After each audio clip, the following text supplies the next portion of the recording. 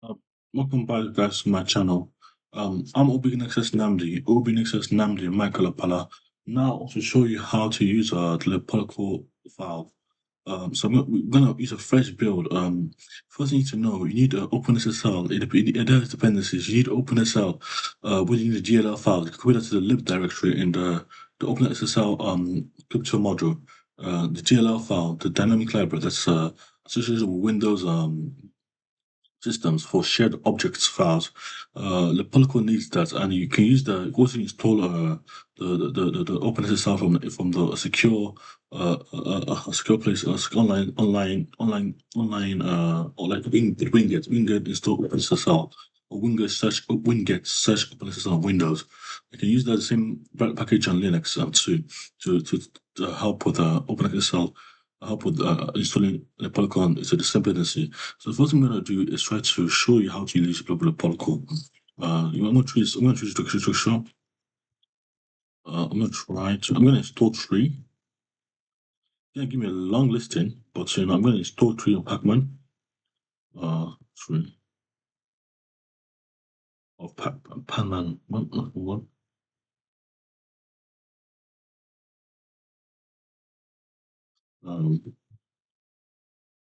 So now I go to tree command. Now for tree. Okay, now these are the files. Okay, I'm going to make clean. First, I'm going to remove everything. So I'm going to try again to tree, clear, and tree. And tree command. So these are the files. You got the Polycall file parser, micro parser, but they're not ready for development yet. So I'm going to show you how to use Polycall in a real system and in a real world. And to use it, how to get you started with Polycall. So what you want to do is make clean and remove all using make tool, which you remove all the bin build. So what we're doing is build a fresh copy of the Polycall. Now with Polycall, for the the version, another of the new version of it, we use the new version. We also check the security for the Polycalls, and the security is a big concern for something like this because you have a Polycall interface, we need about more bouncers, don't expect people onto an API system. So when you use the Polycall, the core thing what you want to do is we use the zero trust principle very for security measures. So we never trust a system. We never trust a system, any system on the internet. We never trust it. That's trying to access our API or make requests for API, change data to our API or anything like that, update data on our API. The protocol has a zero trust principle. So at every corner, every command to make sure that we have a system that we can verify.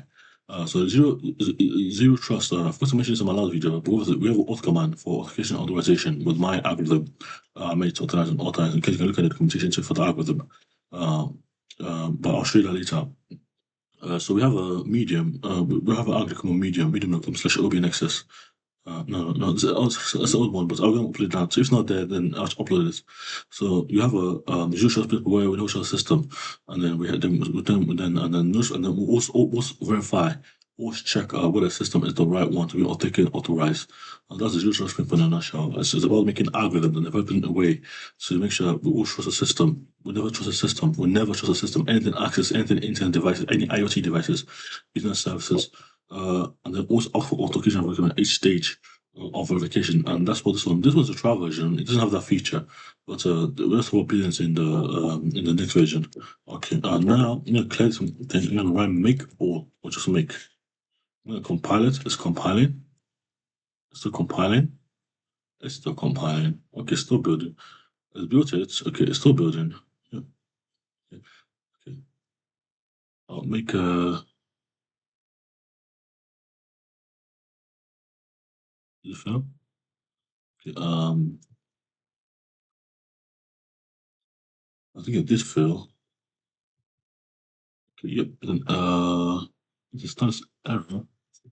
Okay, 1 second, guys. It must push the dev branch. I think it works on the dev branch.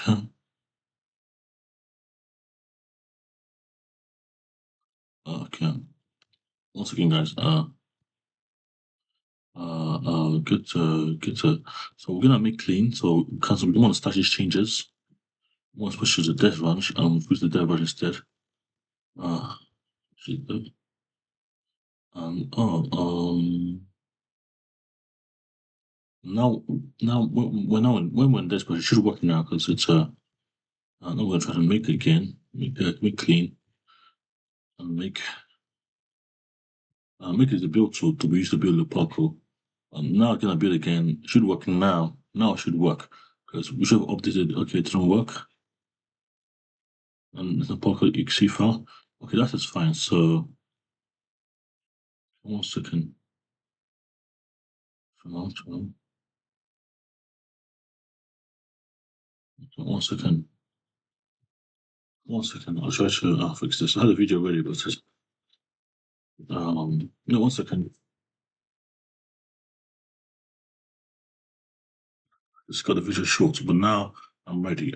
So now I want to show you how to use it. So you now, once we use your protocol, you have to now run a make command, try version, make clean, and remove everything. Now do make. Now I get lslib, lsbin. Lib gets a shared object library for, if you know shared objects, it's just it's for interaction applications, shared applications, shared object files for the library for shared file to shared objects. Shared objects are just objects that are for two systems. Each application can use to connect to make seamless calls to the shared objects files. It's like GLL for Windows. Not GLL, but it's a dynamic GLL. It can be called simultaneously by two functions. This is static library. We can learn the exe A files and archive, which is a shared objects file. Which is a library of LibPolyCall. And you get the bin polycall.exe file here. So I'll show you how to demonstrate how to use polycall.exe file. So what you're gonna do is now I'm gonna open a new tab here.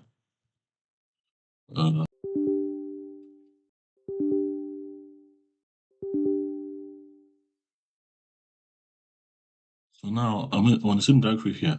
So now I'm going to make file. I'm going to try to. I've already built polycall. And I get in touch with ref for help. I get the help command. I can start network and all that good stuff. I can click REPL. This REPL is a interactive system where you can test, we can run in a virtual mode for development purposes to see whether your config, whether your config works as intended. It's going to be interesting in a new version too, but it's going to be for only development only. You never, no one should run a REPL in a system in a real life environment unless you have. You should never do it. There's no but, no if, but, no questions there. Because it's interaction mode, you can check scripts and everything. But it's not viable to run a REPL, polycall REPL, in the production mode. Only in development, only when you're testing commands. Now I'm gonna call this REPL. Now when I try now, when we go run a bare polycall file. So this is the polycall file. I'm gonna this is the old version for now. I'm going to cat / config .polycall file, and this is the config.polycall file. That's what it looks like. Polycall system configuration. And this so what this means the server node exposes port 8080 to 8084. So the binding is 8084. The server Python for this server, the Polycall server, which is a reverse blocker system, exposes ports Python 3001 to 84. So this port this server to work. So you see this server different and so on and so forth, and the additional settings for it. Okay, that's the first config. Now we'll look at the other config / bindings. So these are the binding. There's not only no polycall or RC.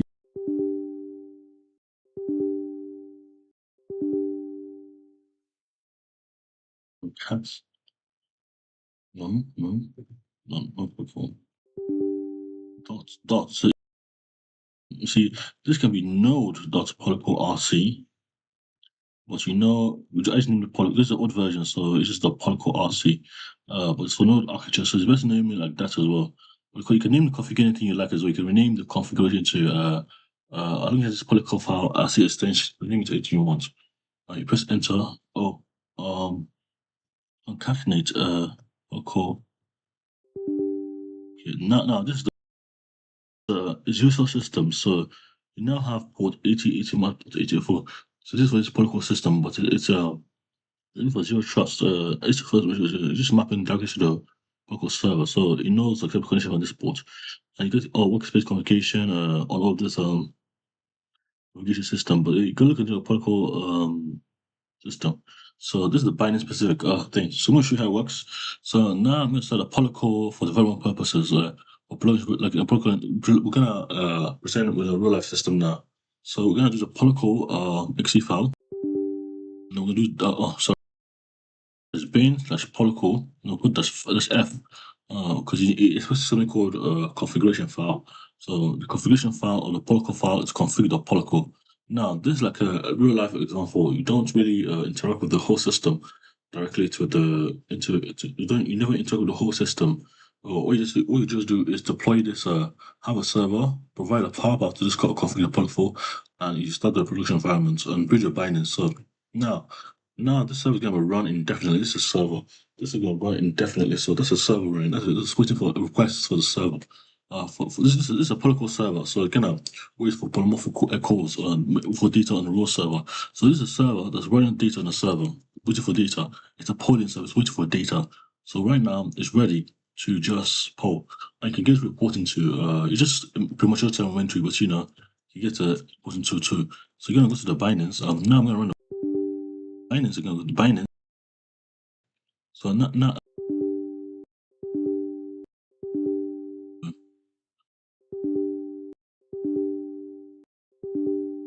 okay, now I'm gonna call. And now I'm in the Binance. Now I'm in the same like this. Now I guess we got that polycall because this polycall is just really running. So what we're gonna do now is run the Binance. So what we're gonna do is I'm gonna show you the Binance first. So the Binance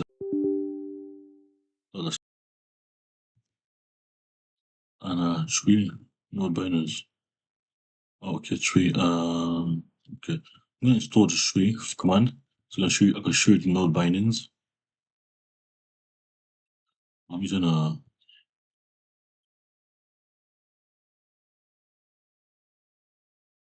this is one. So this is fine. And this is node polycall. And there's 3 examples.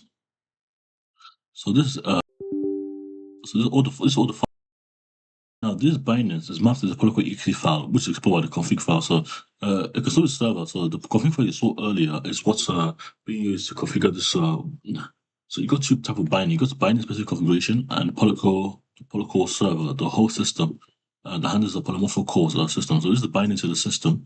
You can have node polycall, polycall, you can have node polycall, polycall, what a system architecture. When then you want to connect to your system, you have specification what needs you have. You got this whole system. And this now we're going to try to connect. So if I cut the node polycall again,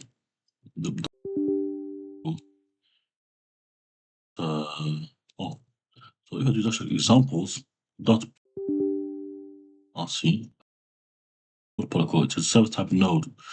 So it's server that can send itself node. It's a node server. So now I'm going to try to run the polycall server. So server file. This is I'll show you some. So this server file is just a raw server, but what you do is import the bindings. The bindings are just mapped to the data, mapped to the protocol exe file. They just mapped to this data system, the protocol exe file, the configuration file, and the whole system here. But you see, I didn't import a protocol driver. Like this is just bindings to the data. You can import them, and the driver server logic, and it's not the end user. It's not the end user. The data consumer importing the API. All you have to do is hit enter path route and hit enter. That's what you have to do. And just get that data. Whether it's CRUD, GET, request, either altogether or not. So that now I'm going to clear this service. See, I didn't import it. These are the bindings to the data, and I have to more secure all the data. So I clear the system. Now I'm going to run a server. Examples not over here, a server system. on port 8084. Remember, it's from port 8080 to in our config file. And that's what the port server is still doing too. So now we're gonna do one more thing. Let's play tab one more. I'm gonna give you one more tab. We're gonna go the same route. I'll show you how to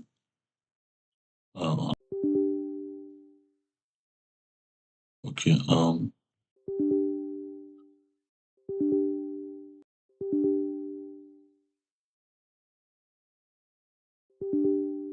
okay, so now here again.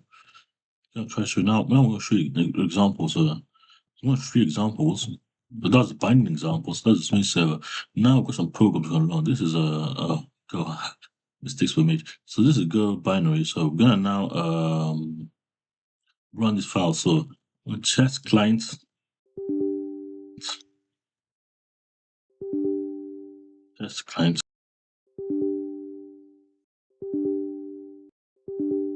examples. Test client data. And this book data is what's on server 7. I'm gonna use Python to do it. Python, do this a Python. Okay, I don't have Python here, but watch that. Wait for it. I'm gonna try to use other programs that have Lua. Do I have Lua? Did I stop Lua? Okay, I do have Lua. So I'm gonna root Lua dot slash test client or Lua. Problems, conda. I have conda here. No, I don't have conda. Oh, Golang. Go. Oh, let's have a go. Okay. So I'm gonna go run test client data. Oh, it's malformed. But did get it. Oh yes, 1 second. It's malformed because he doesn't know how to handle that. So the binding is not, it doesn't know how to write port. It gets to write port. So I'm gonna nano or test this it's malformed here. Repeat S is that okay, so it says malformed there. I don't know, it's a string. It's not really malformed, it's localhost 8080. 127, 884. So this is how we're trying to connect to. Remember, this is the server we're going to try to connect to. 884. But it gets that data too. For this book routes. So it is correct. Yes, it gets the data. So it did get the data, created the books test route. So it did get the data, yes. Error too. So it works like that. So you go to Python. I'm gonna show you to prove one for raw. I'm gonna show you here. So this is my system. I'm gonna try to make a request to that. So I'm gonna try to make a request there. So I'm gonna run a Python slash file in another environment. So I want to just copy that file. Get out Python here. So Python dash help. Python help. So I want to copy. Once again, so you can run the Python. I've got Python system here.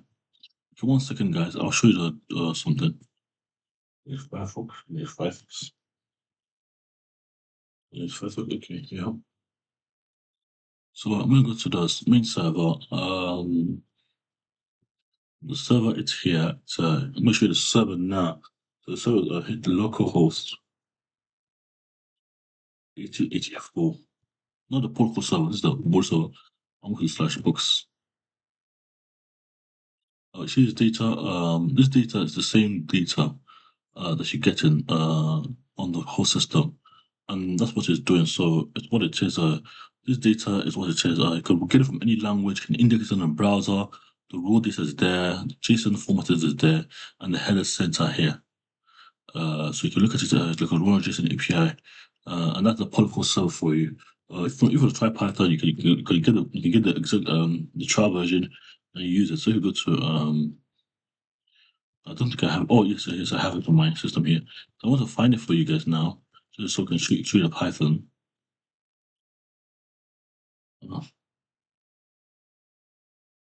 Yes, I'm gonna find it now.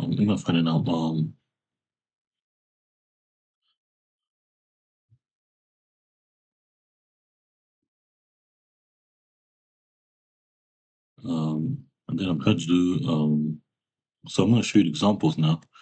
So I'm not going to show you see the examples. See the examples. I'm going to show you this. I'm going to write Python one, and the Python one is going to be it has to understand, but it's not well formatted to and then the Python file.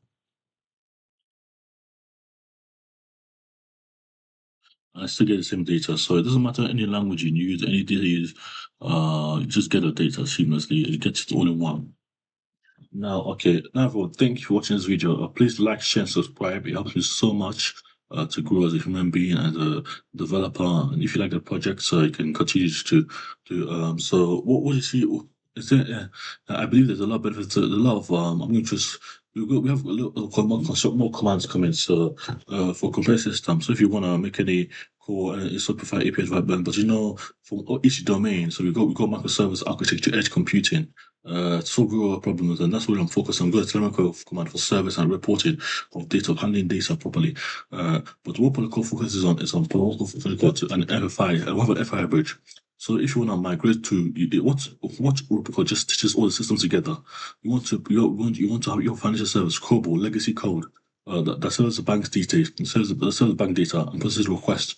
Like you switch with PolyCall, use the PolyCall function interface command, the COBOL bridge to connect the whole system together. You want to financial system. You want to those APIs. You want to make a game. Use get function interface command for Python to switch all this together and make a web-based game or even a C-based game that will in a unified architecture. So Polycall is not to C or to C. What you're trying to do is it's not just a C project. It's a unified architecture. Just finding all your code, all your things together. It solves that problem of you don't have compatibility issue. Got a new version. You want to then switch your version. So new Python version, Python 3, Python 4. It doesn't matter. It just because Polycall just stitches everything together, and you can just use the FRN interface, Node Polycall. You can use that through the foreign function interface. That's what's pretty up with Polycall. So it's a project. Like, share, and subscribe. And thank you for watching. I appreciate each one and everyone. And follow me on my social media, TikTok, everything. Share the love, and may the power of Polycall be with you.